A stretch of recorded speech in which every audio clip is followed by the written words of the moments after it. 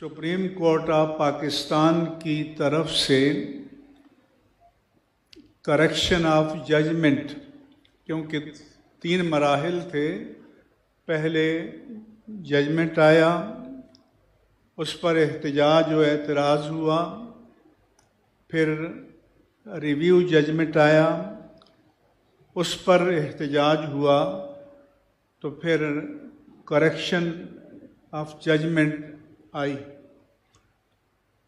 آخری فیصلہ جو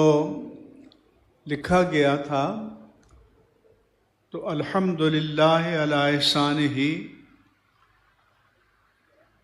چیف جسٹس کے سیکریٹری ڈاکٹر مشتاق احمد صاحب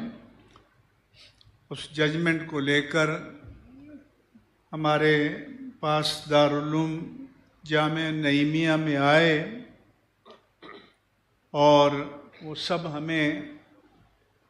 دکھایا، کیونکہ وہ 2 مرتبہ انہیں زد پڑ چکی تھی، تب انہیں احساس ہوا کہ اب آخری مرتبہ ہمیں ان غلطیوں کو دہرانا نہیں چاہیے۔ چنانچہ اللہ تعالیٰ کی توفیق سے ہمارے سارے علماء کو معلوم ہے، اور یہ علماء دیوبند کو بھی معلوم ہے، تو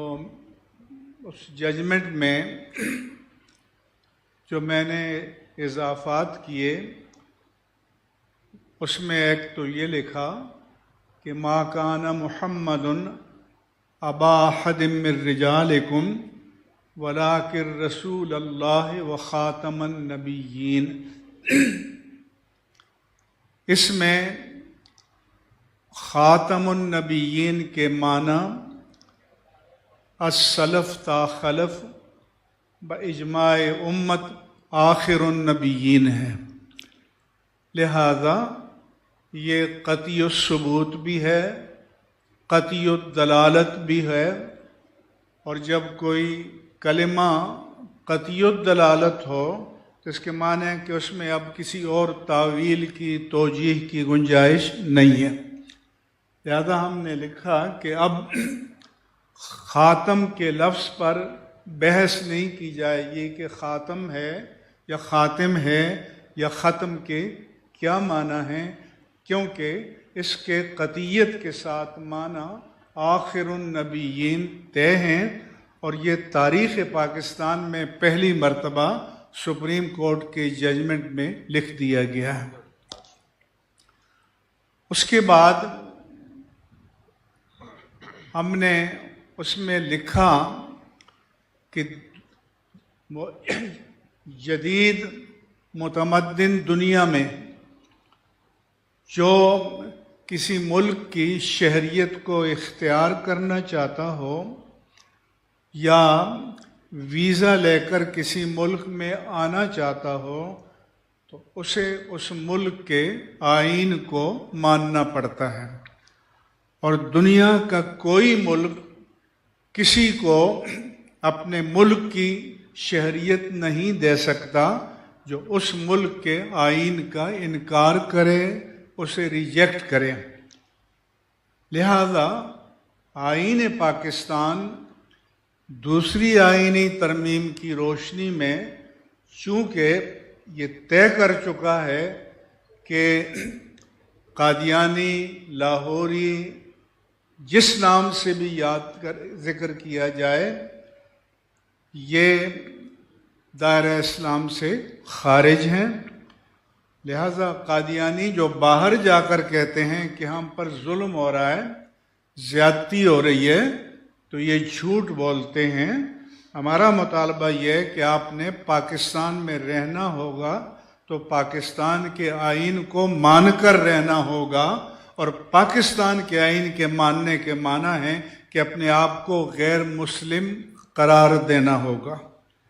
لہذا اس کے بعد آئندہ اس ملک میں ایسی کوئی بحث نہیں ہوگی، اور ساتھ ساتھ یہ بھی لکھا کہ پہلے جو 2 ججمنٹ ہیں وہ ریکارڈ کی حد تک تو اسٹینڈ کرتے ہیں، لیکن اس فائنل ججمنٹ کے بعد انفورسمنٹ کے حوالے سے وہ کالعدم ہیں، اور ان کو آئندہ کسی بھی عدالت میں جوڈیشل پریسیڈنٹ یا عدالتی نظیر کے طور پر پیش نہیں کیا جائے گا۔ اور یہ روئے زمین پر میں سمجھتا ہوں کہ کسی بھی مسلم ملک کی عدالت میں یہ سب سے منفرد ججمنٹ ہے، اور یہ اللہ تعالیٰ نے یہ افتخار اہل سنت کو اور اہل پاکستان کو عطا فرمایا۔ امام اہل سنت مجدد دین و ملت کی تعلیم یہ ہے، سنت یہ ہے کہ انہوں نے اپنے عہد میں پیش آنے والے چیلنجز کو سمجھا، ان کو کاؤنٹر کیا، ان کو رد کیا، اور پوری قوت سے اور دلیل سے کیا۔ تو امام اہل سنت کے ماننے والوں کو پھر اپنے عہد کا لمس ہونا چاہیے، اس کے چیلنجز کو سمجھنے کا ادراک ہونا چاہیے، اور عقل سے، دلیل سے، استدلال سے اسے رد کرنے کی استعداد، قابلیت اور اہلیت ہونی چاہیے، کیونکہ اب بلیک میلنگ سے آپ کسی پر فتح نہیں پا سکتے، آپ کو قائل کرنا پڑے گا